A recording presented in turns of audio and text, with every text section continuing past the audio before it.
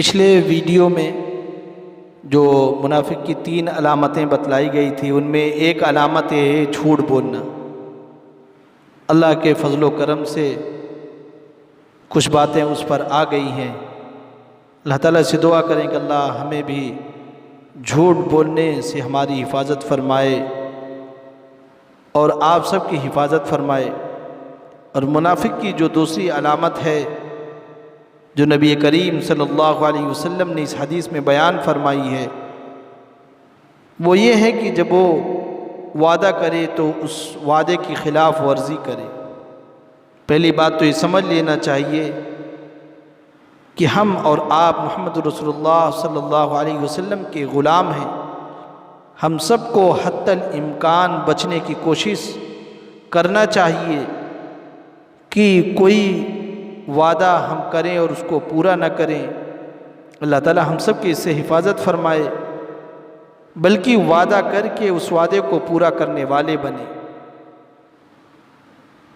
تاکہ اگر کسی غیر سے بھی ہمارا کوئی معاملہ ہو اور وعدہ خلافی ہم نہیں کریں گے، اپنے وعدے پر کھرا اتریں گے، تو وہ اس کے دل میں ایک تصور ہوگا کہ مسلمان ایسا ہوتا ہے، اس کی گردن تو کٹ سکتی ہے لیکن زبان نہیں کٹ سکتی۔ جو وعدہ اس نے کیا ہے اس وعدے کو پورا کرتا ہے۔ ہمارے اور آپ کے پہلے جو بزرگوں میں لوگ گزرے ہیں، گاؤں دیہات کے اندر اپنے خاندان اور اپنے سماج میں اگر کوئی چیز دوسرے لوگ ظلم و زیادتی کرتے تھے تو وہ کھڑے ہو جاتے تھے اور حق کا ساتھ دیا کرتے تھے۔ ہماری اور آپ کی یہی پہچان رہی ہے ہمیشہ، اور اللہ کرے کہ ہمارے اور آپ کی یہ پہچان اللہ پھر سے بنا دے اور ہم سب اس پر قائم اور دائم اللہ ہم سب کو فرما دے۔ تو میرے بھائی اور دوستو، دوسری علامت منافق کی ہے کہ جب وہ کوئی وعدہ کرے گا تو وعدہ پورا نہیں کرے گا۔ اس سے جہاں تک ہو سکے بچے۔ حضور پاک علیہ السلام نے ایسے ایسے وعدوں کو نبھایا ہے کہ آج اس کی نظیر پیش نہیں کی جا سکتی۔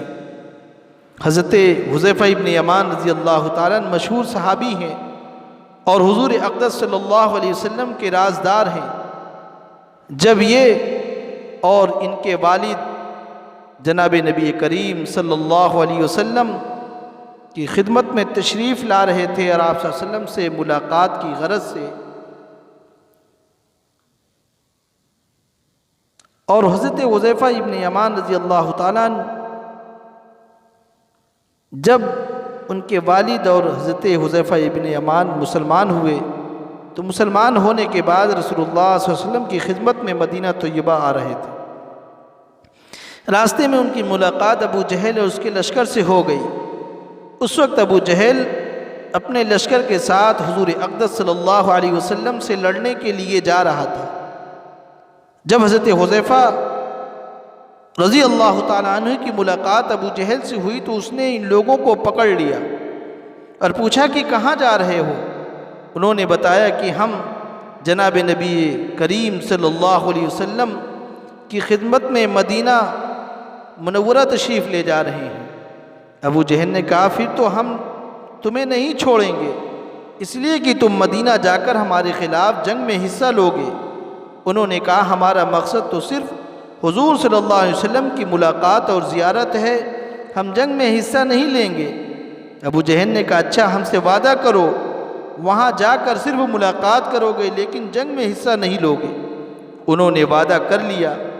چنانچہ ابو جہل نے حضرت حذیفہ ابن یمان رضی اللہ تعالیٰ عنہ کو چھوڑ دیا۔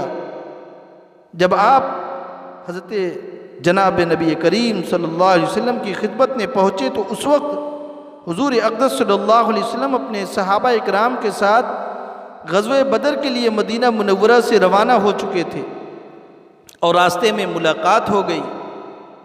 اب آپ اندازہ لگائیے، اسلام کا پہلا حق و باطل کا معرکہ ہے، غزوہ بدر ہو رہا ہے، اور یہ وہ معرکہ ہے جس کو قرآن کریم نے یوم الفرقان فرمایا۔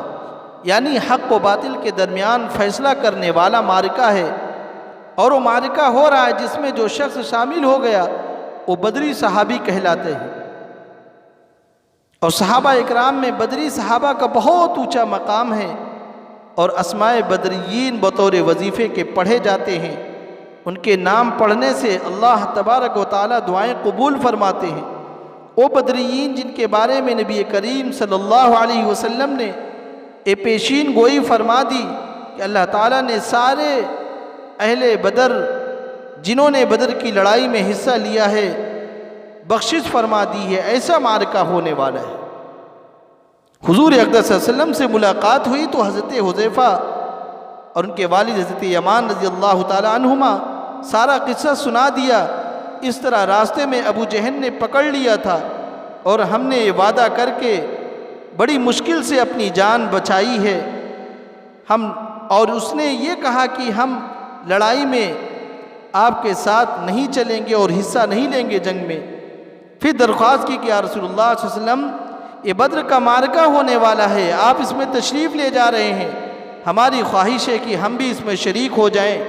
اور جہاں تک اس وعدے کا تعلق ہے تو انہوں نے ہماری گردن پہ تلوار رکھے ہم سے وعدہ لیا ہے، تو مجبوری کے حالت میں ہم نے جنگ میں نہ جانے کا اور حصہ نہ لینے کا عہد کیا ہے، اور ہم وعدہ نہ کرتے تو ہمیں نہ چھوڑتے، اس وجہ سے ہم نے وعدہ کر لیا، لیکن آپ ہمیں اجازت دے دیں، ہم اس جنگ میں حصہ لے لیں اور فضیلت اور سعادت ہمیں حاصل ہو جائے۔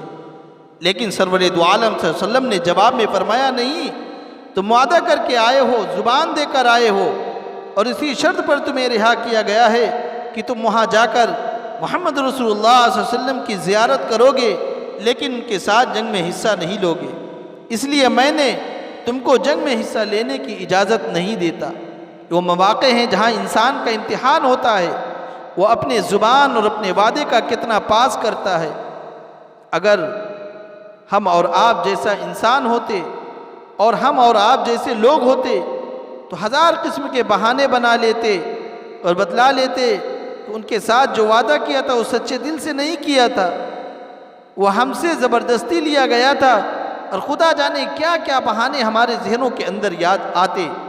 لیکن یاد فرمائیں کہ یہ حالت عذر ہے، اسی لیے حضور پاک علیہ السلام کے ساتھ جہاد میں شامل ہونا ہے اور کفر کا مقابلہ کرنا ہے، جبکہ وہاں ایک ایک آدمی کی بڑی قیمت ہے۔ اس لیے مسلمانوں کے لشکر میں صرف 313 بے سر و سامانی کے حالت میں، جن کے پاس صرف 70 اونٹ، 2 گھوڑے اور 8 تلواریں ہیں، باقی افراد میں سے کسی نے لاٹھی اٹھائی ہے، کسی نے ڈنڈا لیا ہے، کسی نے پتھر اٹھایا ہے۔ یہ لشکر 1000 مسلح سرماؤں کا مقابلہ کرنے کے لیے جا رہا ہے، اس لیے ایک ایک آدمی کی جان کی قیمت ہے۔ لیکن قربان جائیے جناب محمد عربی صلی اللہ علیہ وسلم پر کہ آپ نے ایسے موقع پر بھی ہماری رہنمائی فرمائی، اور جو بات کہہ دی کہ جو وعدہ کر لیا گیا ہے اس وعدے کی خلاف ورزی نہیں ہوگی۔ یہ جہاد کوئی ملک حاصل کرنے کے لیے نہیں ہو رہا تھا، کوئی اقتدار حاصل کرنے کے لیے نہیں ہو رہا تھا، بلکہ یہ جہاد اللہ کی کلمے کی بلندی کے لیے ہو رہا تھا، اور حق کو پامال کر کے جہاد کیا جائے، گناہ کا ارتکاب کر کے اللہ تعالیٰ کے دین کا کام کیا جائے، یہ نہیں ہو سکتا۔ آج ہم لوگوں کی ساری کوششیں، جو بڑے بڑے دینی مراکز قائم ہیں، دینی بڑے بڑے پروگرام ہو رہے ہیں، وہ ساری کوششیں بیکار جا رہی ہیں۔ کیوں؟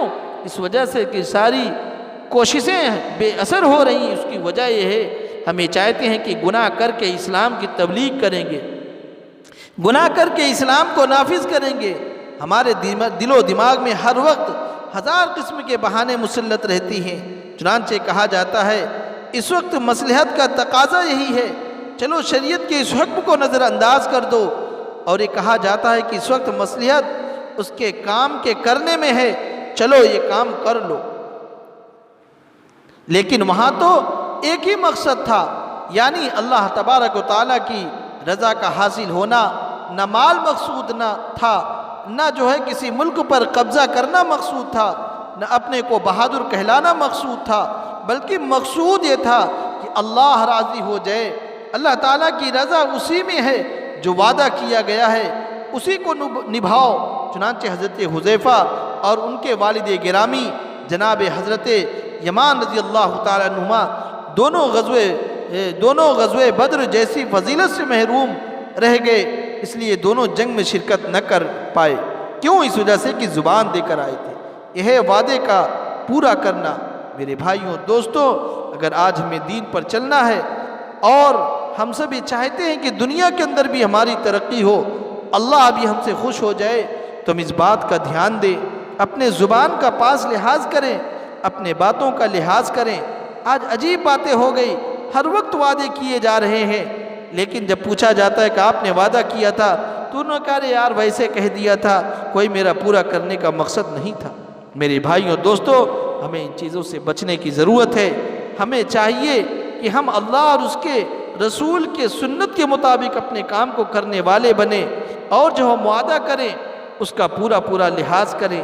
آج ہوتا ہے شادی بیاہ کے موقع پر منگنی کی باتیں آ جاتی ہیں، ایک جگہ شادی طے ہے، دوسرے جگہ لوگ چلے جاتے ہیں لڑکی دیکھنے، وہاں زیادہ مال ملا تو اس کو ٹھکرا کے دوسری جگہ کر لیے، اور وہ پھر بہانے ہوتے ہیں، لڑکا نہیں مان رہا ہے، اس کی ماں نہیں مانتی، خاندان نہیں مانتا۔ یہ بہانے تم جس سے کر رہے ہو ایک انسان سے کر رہے ہیں۔ انسان تو مان سکتا ہے میرے بھائیوں، لیکن یہ دھیان ہمیں ہونا چاہیے کہ اللہ کے پاس جا رہا ہے۔ انہ علیم بذات الصدور، اللہ تو ہے جو ہمارے دلوں کی باتوں کو جاننے والے ہیں، جو ہمارے دلوں کو بھید کو جاننے والے ہیں۔ ہم لوگوں کو تو مطمئن کر سکتے ہیں، لیکن اللہ کو کیا جواب دیں گے؟